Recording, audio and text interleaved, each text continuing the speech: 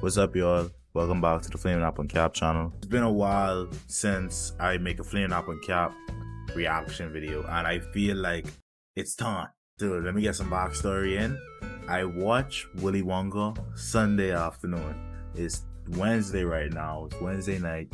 I just want to say, that movie, I personally give that movie a 10 out of 10. I feel like that movie was perfect. I feel like it was generally a good movie and amazing amazing prequel compared to the other stuff. I feel that's what I generally feel, but I never was really even one for Willy Wonka. I like the songs. This most recent one, I love that, a pure imagination. I don't know why, but we gotta react to these Easter eggs. Now, I watched the movie, and the first Easter egg that I personally caught was when he dropped the coin. I believe that's the coin that your boy, the main character, is fine. I believe the coin that he drops is the coin the main character finds. I believe, but I didn't watch the first movies over again. But that's what I believe they're gonna point out. That's the only Easter egg I could think of. Welcome back to New Rockstars. I'm Jessica Clemens, and this is a breakdown of Warner Brothers' latest adventure, Wonka. This movie did such a great job of bringing whimsy to my cold, dead heart. It's a bundle of fun and surprisingly, yet unsurprisingly, very charming. The talent, the writing, choreography, and homages. Did I mention choreography? Yes, because it's a musical. What feels pretty spontaneous is actually very ordinary for a man who dreams of being the world's best chocolatier. So here I'll be breaking down Wonka and exploring all those Easter eggs and details you might have missed. And please support our channel further with our new for all time always shirt with Loki with the Yggdrasil World Tree at nerdriot.shop. We love it. You're gonna love it.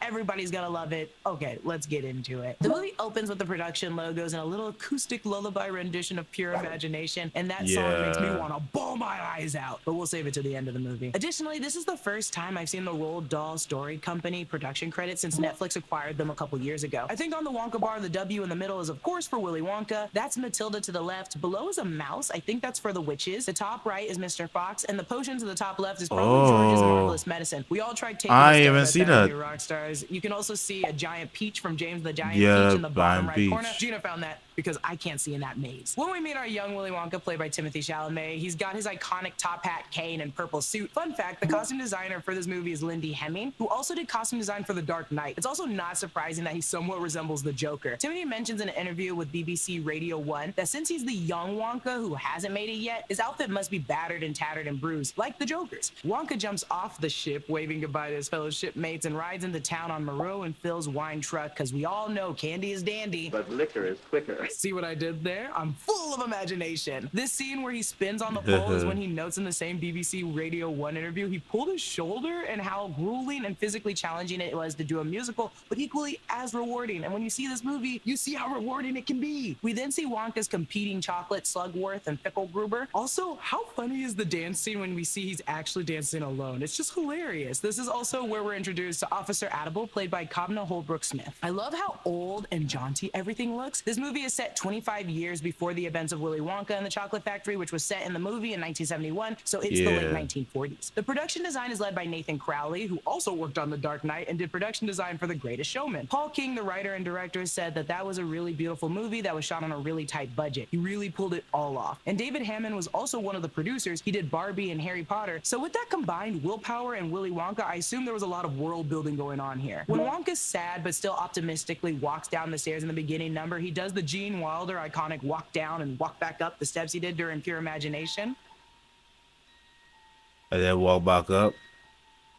He then flips the coin and it lands in the sewer drain, reminding us how Charlie found the coin in the sewer drain, and that coin got him his winning ticket. That's what I think. I figured that. Played by Tom Davis, and this scene feels exactly like Slugworth coming up to Charlie in the original movie, like he's trying to sink his teeth into this innocent boy. Then we meet Miss Scrubbit, played by Olivia Colman, and gosh, I love it. This character feels exactly like Miss Lovett from Sweeney Todd. They're both shady women, always offering and drinking gin, and they both have old-timey orphans. The silliness of how long the contract is is probably related to the original film's long contract that no one could read, especially with that fine print being too small to read. Just like in the original film where the gates open at 10 a.m., the gates open to the Gallery Gourmet at the same time, 10 a.m. Little nods. Wonka pulls out his mother's homemade Wonka chocolate bar, what kept him making chocolate, dreaming about chocolate, and wanting to be a chocolatier. The homemade packaging is made with the same font we saw in the 71 movie. Fun fact, inside story, when I was a little child, I went to Toys R Us, got a Wonka bar, and it had a golden ticket inside, and I told my mom, and she made me cry because she wouldn't take me to the chocolate factory, and I lost the chance at meeting Willy Wonka. So just next time great films like this want to make merch for heavily whimsical children, think twice about it, because it was soul crushing when I found out it wasn't a real place. Then we hear Timothy's iconic line from the trailer. Scratch that,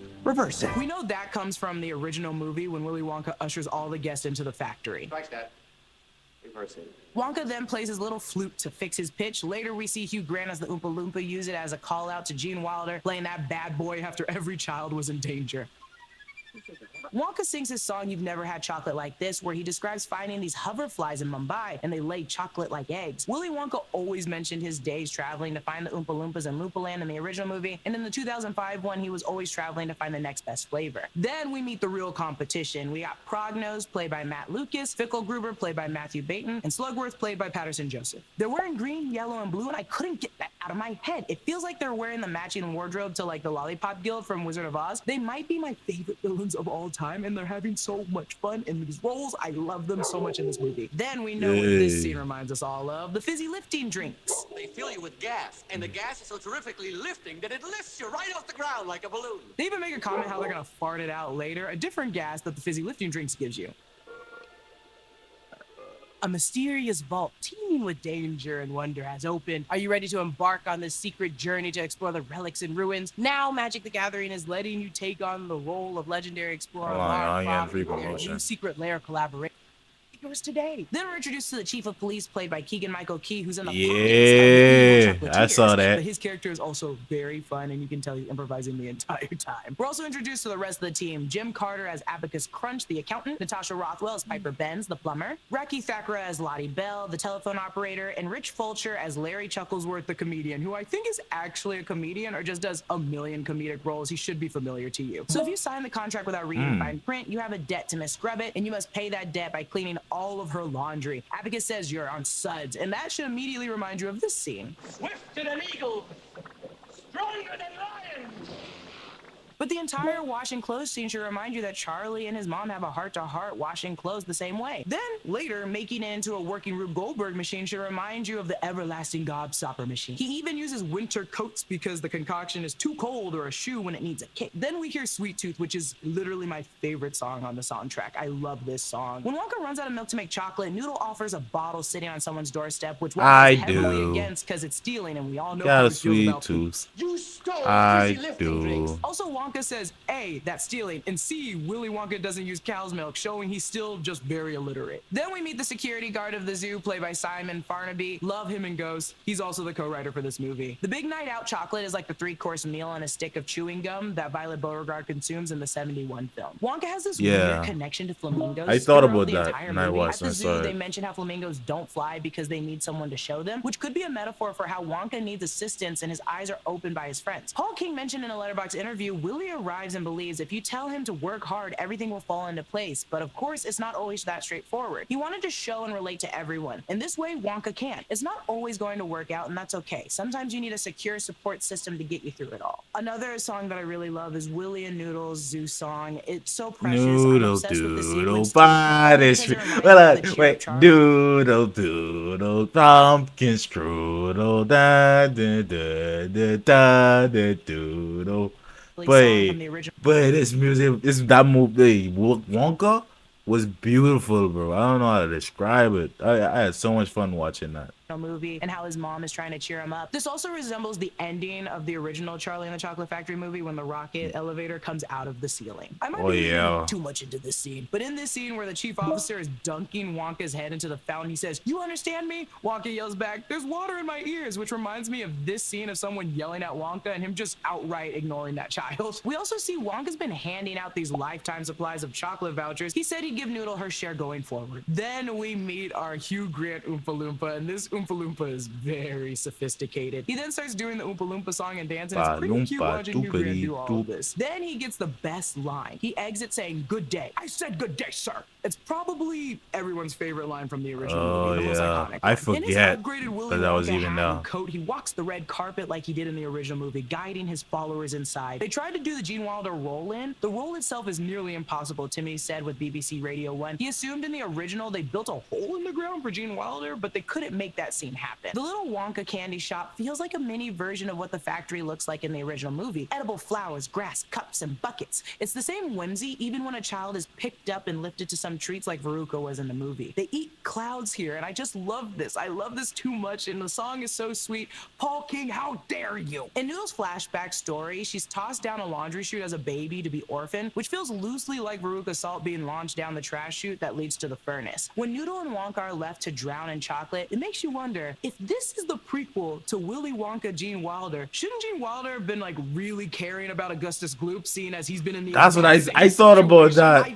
It's kind of crazy that he does not care what happens to Augustus in the next film. We learn the secret to the best chocolate is who you share it with, and in a real Mean Girls moment, Wonka Katie Herons this thing and splits up the chocolate amongst his best friends. It's the best chocolate he's ever had, and cue my tears starting to rise up. I can't do this. Then he says he wishes it could last forever. I'll call out to his next biggest invention, the everlasting gobstopper, and that's meant to last forever and be very affordable for everybody. Then yes, this is when I started crying in the movie. The entire gang helped Noodle find her mom. Noodle would daydream of her mom living in a house full of books, waiting at her at the front door to give her a big hug. Exactly that scene happens. Her house full of books is the local library where she also lives. Oh God, I said, God, no. And I started crying. I started crying in the theater, and I was seeing this by myself.